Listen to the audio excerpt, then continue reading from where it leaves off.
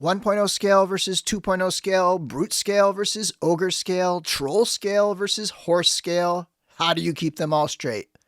Okay, that last one might be easy, but you get the idea. There are a number of bucks in a variety of scales within the Mythic Legions line, so let's break them down. Before we begin, I want to point out that everything I say about Mythic Legions pretty much also applies to both Cosmic Legions and Figura Obscura. All three lines are compatible with one another. Starting off with the basics, Mythic Legions is a 1/12 scale line, and typically what that means is that a 6-inch action figure is the equivalent of a 6-foot person in real life. And the vast majority of Legions figures fall in that 6 to 7-inch size. Among those 6 to 7-inch figures, we have the two primary scales, 1.0 and 2.0. The reason they're named 1.0 and 2.0 is because of the way the line was developed. The Kickstarter in the first few waves had the one primary body type represented by knights, barbarians, skeletons, orcs, vampires, gladiators, dwarves, and other kind of like big heroic sized characters. And while there were different sculpts among these figures, for example, bare chest versus armored chest, they were all compatible with one another and everything was fairly uniform. They also did have the trolls as early as the second wave, but we'll get to those later. For now, I want to focus on the 1.0 versus 2.0 bodies. A few years after the original Kickstarter, they launched a second Kickstarter to introduce a large amount of new tooling in the form of a new slimmer body that would allow them to bring new character types into the line,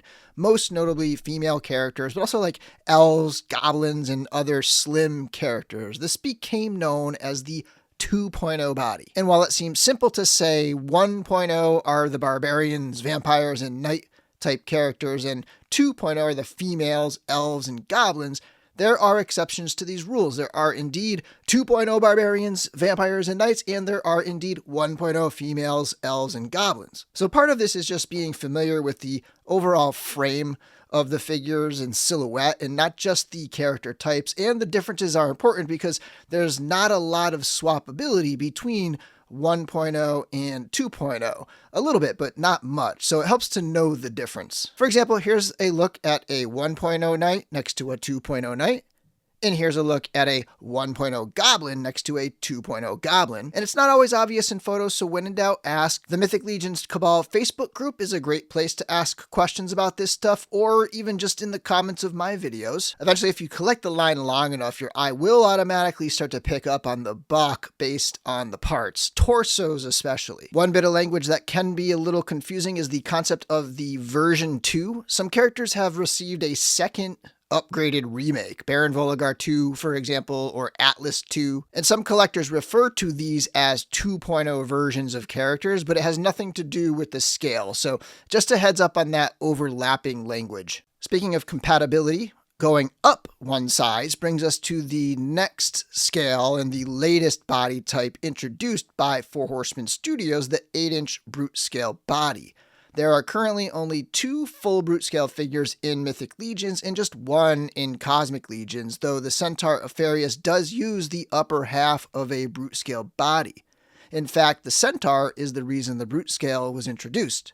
They initially wanted to use the standard 1.0 body for the Centaur, but it was just too small, so they simply upscaled it to better fit their needs. And with that new tooling in place, they decided it would just make sense to go all the way and create the lower half of the body to create a whole new buck. That said, there is actually a lot more in common between the 1.0 and the brute scale than there is between the 1.0 and the 2.0. And that means the 1.0 and brute scale are actually quite compatible, with most parts fitting across the two. Next rung up the scale ladder is the 9-inch ogre scale, the third most common among the scales. This is where we get into the real big boys.